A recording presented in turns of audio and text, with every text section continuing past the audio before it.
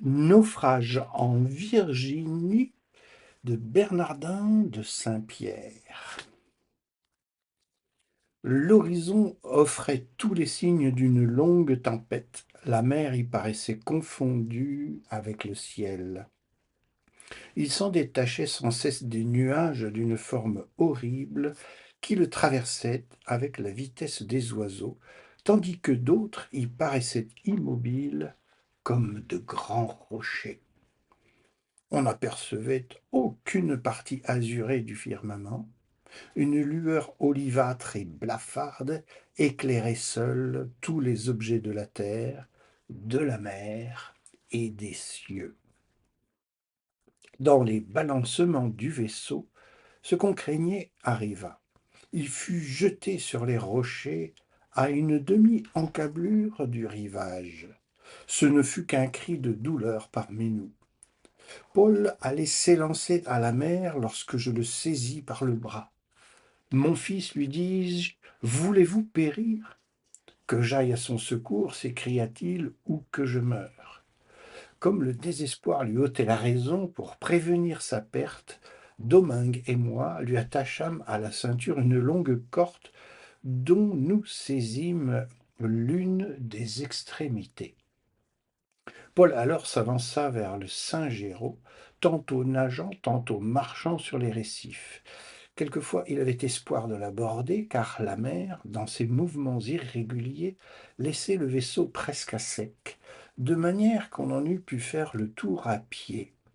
Mais bientôt après, revenant sur ses pas avec une nouvelle furie, elle le couvrait d'énormes voûtes d'eau qui soulevaient tout le devant et rejetaient bien loin sur le rivage le malheureux Paul, les jambes en sang, la poitrine meurtrie et à demi noyé. À peine ce jeune homme avait-il repris l'usage de ses sens qu'il se relevait et retournait avec une nouvelle ardeur au vaisseau, que la mer cependant entr'ouvrait par d'horribles secousses.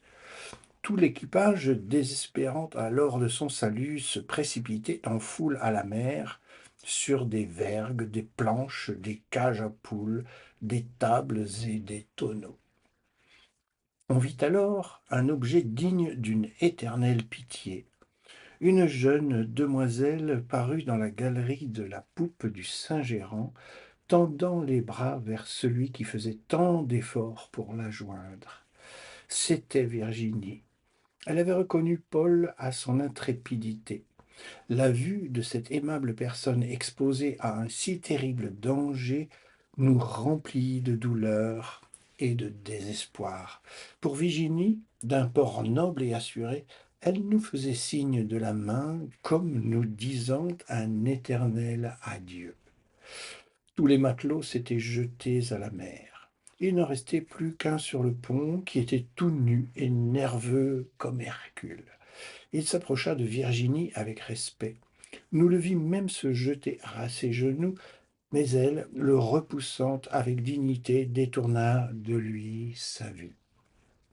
On entendit aussitôt ces cris redoublés des spectateurs. Sauvez-la, sauvez-la, ne la quittez pas.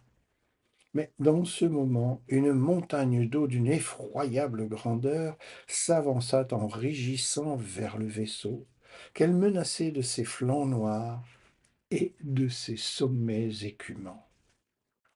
À cette terrible vue, le matelot s'élança seul à la mer, et Virginie, voyant la mort inévitable, posa une main sur ses habits, l'autre sur son cœur, et, levant en haut les yeux sereins, parut un ange qui prend son vol vers les cieux.